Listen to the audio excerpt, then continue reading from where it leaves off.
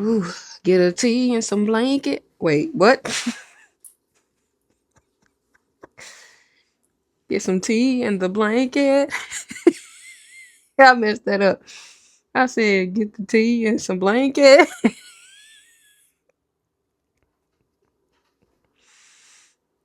It's the wheeze for me. How y'all doing? Happy Friday. Hopefully y'all having a marvelous Friday. Just so y'all know, my birthday is right around the corner. It's on Thursday of next week. And I'll be 31. And yeah, yeah, yeah. Oh, I guess I can officially say I'm in my 30s. Um, but of course y'all didn't come here for that. Y'all came here for a real talk with Tay, where we talk about TV shows or movies. Just depends on what I got going on.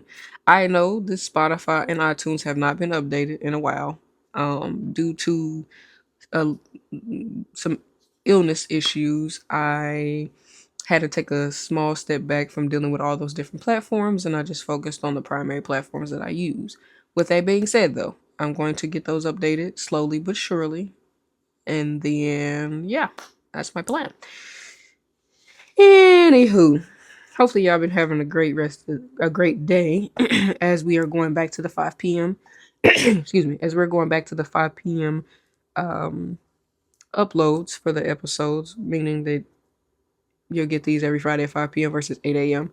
8 a.m. was just too early. And honestly, y'all watching more at 5 p.m., 8 p.m. anyway. Everybody be at work at 8 o'clock in the morning. And this is not the kind of podcast you watch early in the morning. You watch this shit at night. You know what I'm saying? When you ain't got nothing else to watch, you done ran out of all your good TV shows. You come and watch me. And I talk shit or give good credit to your TV shows. It just depends on what I feel like doing.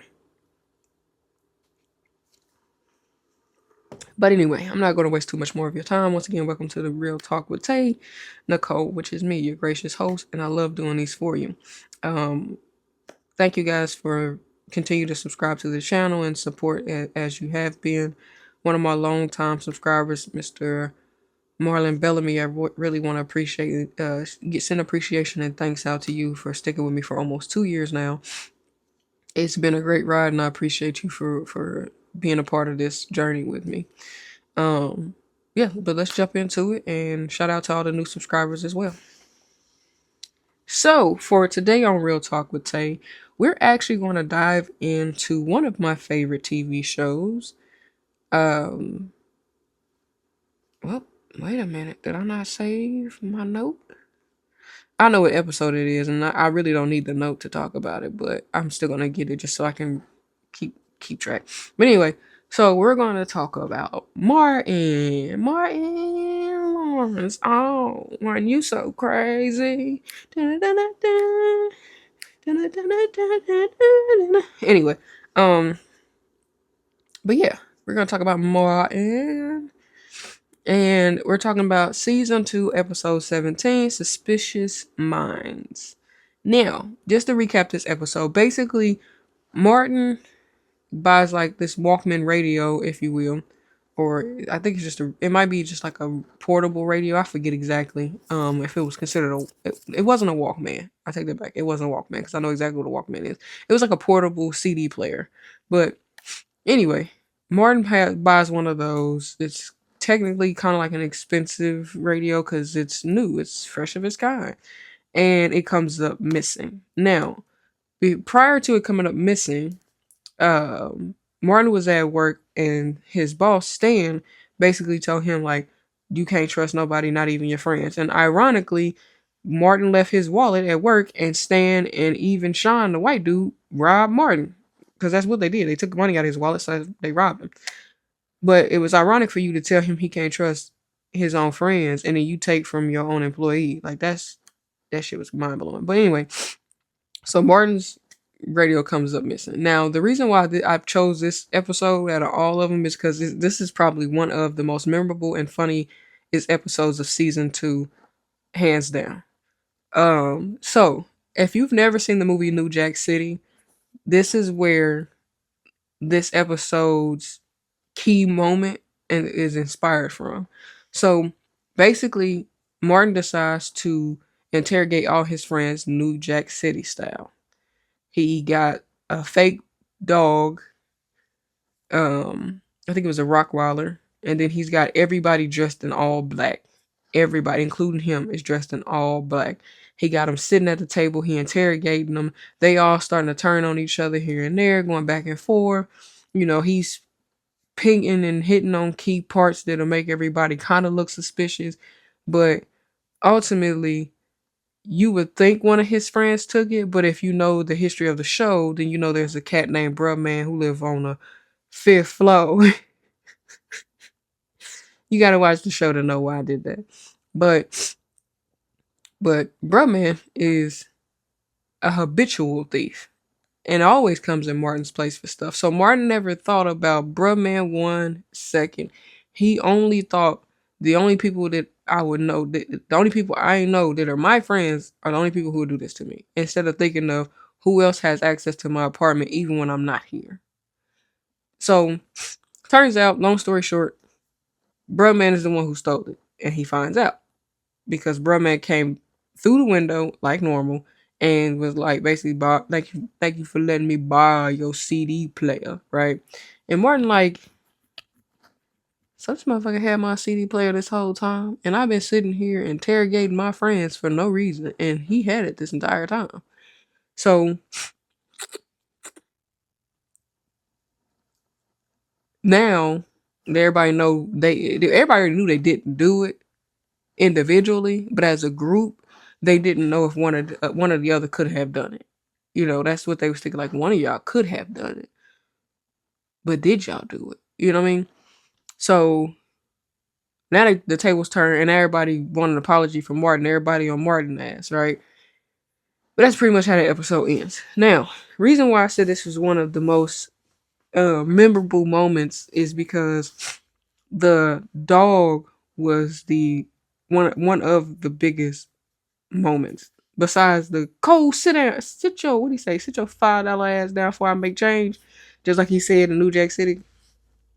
But the dog was the funniest thing because if you've seen recent release clips where they talked about how Martin wanted a real dog, but they wouldn't give Martin a real dog or couldn't get him the real dog. So instead they did the stuffed, animal. And the funniest thing to me was, especially as a kid when I was watching this and even now as an adult, is this nigga was dragging the dog with him, petting the dog like it was a real dog, having the dog fake bark to scare his friends and Gina and everybody else. And I was just like, y'all, how did y'all not break character? I'm sorry, I probably would have broke. I probably would have broke. They probably would have had to literally keep me breaking in the show because there was no way I wouldn't have sat there 5, 6 takes in and not laughed each and every time, whether it was at a different part or a different moment. Cause this fool literally had the dog by the collar and was dragging the dog. Dog was leaning sideways. Dog was halfway down. Like, you know what I'm saying? Just dragging the dog and then having him, bark, doing like this with him and making him bark. Bro, I was like, this dude, Martin I feel like Martin was ahead of his time and also in his time at the same time, if that makes sense. Like he came in at the right time and he left such a memorable show that I'll guarantee you anybody who watched the Martin show can say there were not too many episodes where you would be like, I'll skip this one. I'll skip this one. Honestly, you could probably turn Martin on from season 1 and you'll probably let it play into the last season. And I guarantee you probably may not skip a episode because Martin really was a good show, but that episode was hilarious. I think too that Martin's show really taught in every episode was always something about the human mind. For example, the human mind is designed in a million different ways because there's billions of, well, I shouldn't say million, billions of different ways because there's billions of different people, right? So you got Stan, for example. Stan sat there and told Martin a good piece of advice, but also turned around and bit Martin in the ass. Pause. And it's like the human mind could be so smart and stern and strong and also still make you do wrong. You know what I'm saying?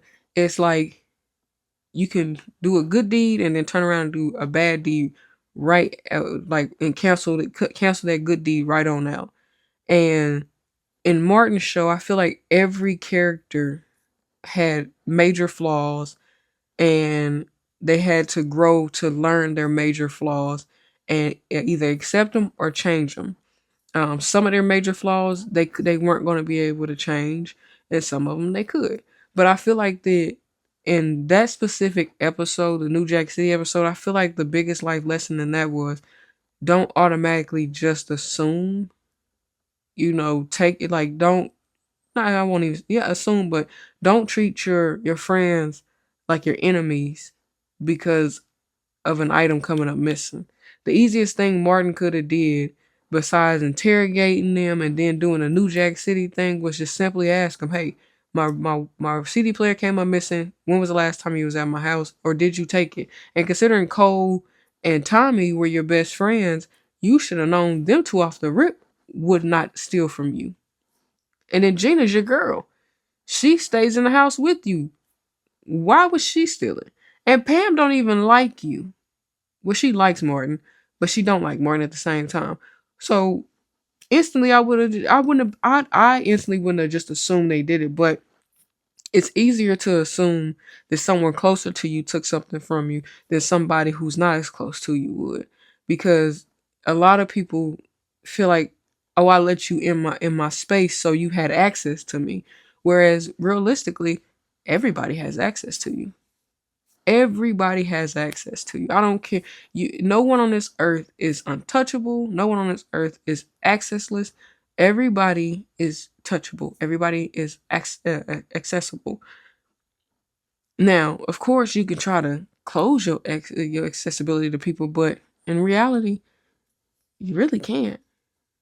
I mean, you could try to be a hermit and stay in your home, but if somebody wants you bad enough, they'll find a way to get you. So to me, I feel like the whole show as a whole really, if you were a kid watching it like I was, you weren't really looking at any life lessons 100%. Like some of the stuff was right in your face life lessons, but a lot of times as kids we were just watching it for the hee hee ha ha's. We wasn't trying to think too serious into shit for what we kids. But as an adult, when I started rewatching Martin, because I think I'm on season 3 of Martin right now anyway. But as an adult, when I started rewatching Martin, I started paying attention to a lot of the male versus female dynamic in the show, a lot of the sexist dynamics in the show, a lot of the I gotta be a macho man in front of my boys. I gotta be a stand up backbone having woman in front of my girl, but then behind closed door I'll melt. You know what I'm saying? But ultimately, one thing that I really truly like about about Martin's show, and I feel like he don't get enough credit for this, is that Gina and Pam and even Shanae, hell, even what's uh dang it, what's the old lady's name? Miss Myra, I think. No, not Miss Myra, because that was the one who they had to go to work on Myra's feet. Dang it, I forget her name. The older lady that always beat up Martin. I can't think of her name right now. But the point is, the main the main women, Shanae, Gina, and Pam. What I liked about the show is that Martin didn't paint them out to be weak women. He didn't paint them out to be um I take whatever from a man. I take whatever from a woman. I take whatever from any person. Like he didn't paint them out to be that. What he painted them out to be was independent, strong black women. And most people probably would try to argue with me about that, but I honestly feel like that's how he kind of painted them. He gave them a positive light, because really, there wasn't nothing I could like super negative I could say about Pam and Gina. if you paid attention to the show, there was a lot more negativity on the men than it was necessarily the women. Don't get me wrong, the women had their flaws. Like I just said earlier, all of them had their flaws. But the strength in those women, the black women in that show, was portrayed better than any other show I've seen. And like that time period. But then again, I haven't seen every single show from the '90s. Like I haven't watched them all the way through, should I say? Like some of them I have seen, but I really felt like even though Martin got that backlash from Ari Lennox, which I don't understand why she even did that, but even though he got his backlash from Ari Lennox, I still feel like, well, first of all, Martin fans was not having that, but I still feel like that Pam was a strong black woman because her and Martin would go back and forth cracking jokes, and Pam wouldn't get sensitive. She wouldn't back down. She would go back and forth with him and stand on 10 toes. And then Gina was a strong woman. She was independent. She didn't care about how much Martin did or didn't make. She was all about her spouse and all about her career. Like she showed equal balance in being a woman. She showed the ability to be able to chase her career and also make time for her future husband. And I feel like a lot of times in TV shows they try to make you choose, and I can't really say. I don't feel like Martin tried to make Gina really choose. He did have his moments where he was insecure about her making more money than him, but that's, I hate to say it, but that's almost like a masculine nature to kind of sort of get, you know, a little insecure about their woman making more money than them when they're younger. And, as men get older, they kind of be like, shit, the money coming here anyway. But to me, Martin, I didn't really see Martin make Gina try to choose. You know what I'm saying? This went from me just talking about the specific episode and season to me talk about the whole show. But, which I probably will do like a season recap as I complete each season. Like I said, I think I finished season two, if I'm not mistaken. And if I didn't, that's why I'm not going to recap season two just yet or one, because I need to rewatch season one. That's what I'm going to do. I'm going to go back and start over from season one, and I'll recap season one. But I'll do that after I finish Beauty in the Black, because hopefully by next week I'll be able to give you guys the recap for Beauty in Black. Um, because I wanna do that. So hopefully this weekend I find enough time to actually sit down and binge watch the remaining episodes. Cause, honey, the clips I keep seeing on the internet, child, honey, please. Mm, mm, mm. Anyway, that's pretty much my quick recap about season 2, episode 17, Suspicious Minds of Martin. If you would love to see me do season by season of specific shows, full recap, full character breakdowns, and then also just my honest opinion about the show, the characters, and where I rated at, let me know in the comments. Tell me the name of a TV show, whether it's a specific season you want me to do, or if you want me to do multiple seasons, you can put that in the comments as well, and I will gladly oblige you. Like I said, if it's going to be a full season, it will take time, so it may take me like a month to 2 months to actually give you that recap, just depending on how long the seasons are, and then also what I'm watching in between, because I still got to watch my shows. You know what I'm saying? But I do want to thank you guys for giving me, I don't know, 20, 25 minutes, maybe even 30 minutes of your time, to discuss this episode, if you will. Um, I hope everybody's having a beautiful start to the year. I know that these next couple years is going to probably be rough for a lot of folks, including myself. But just remember, there's always somebody there for you, even in your darkest times. Trust me, I know, because I went through, and I'm still kind of going through a very dark time. Um, but I'm allowing the light in, and I'm proud of myself for not giving up, to say the least. Um, but yeah, just remember there's always someone there for you, even when you think there's not. If you're going through anything, whether it's mental, physical, emotional, or health related, and like actual health related heart problems, stuff like that, please make sure you guys continue to follow with the doctors. Remember, you can't pay a bill if you're dead, and you can't rack up a bill if you don't go to the hospital. I'm just kidding. No, I'm just kidding. Nobody wants to rack up a bill. But I will say this: if you guys have health insurance, please make sure you're getting your checkups and stuff. Use your insurance for what it's meant for. I notice a lot of people, young people and older people, are getting health insurance through their jobs or paying for it out of pocket themselves and don't go to actually schedule doctor's appointments. Find you a doctor that's good, that you love, that you're comfortable with, and it may take you a few doctors. You may have to bounce around from doctor to doctor until you find that one doctor that just clicks and that you just get and it gets you. But please, if you have health insurance, use it, because all that's happening is you don't use it, insurance company don't gotta pay nothing. They just get your money. And don't get me wrong, a lot of people just have it just in case. They got just in case insurance, just in case I have a car accident and I gotta go to the hospital. Or just in case I start coughing up something and can't get rid of it. Or just in case I catch something and can't get rid of it. There's a lot of just in case going on when it comes to, getting health insurance. And I understand that. But if you have health insurance and you have history of family medical issues, continuously get checked out every 6 months. Make sure that everything is good, because they can't catch it if they don't know. Now, I'm done with my health banter.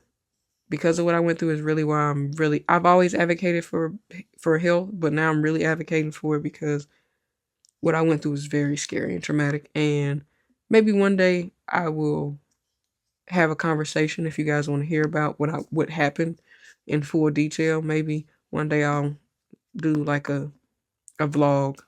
I'll just have to build up my strength to try not to cry in it, because I get kind of emotional when I talk about it. So, but yeah, if you guys want me to do like a vlog, about what happened and why I'm battling something so strong right now, let me know in the comments, and I'll get a video together and get it put out there. So that's that. And once again, thank you guys for tuning in to Real Talk with Tay. And stay peaceful, stay blessed, and stay happy. Peace out, y'all.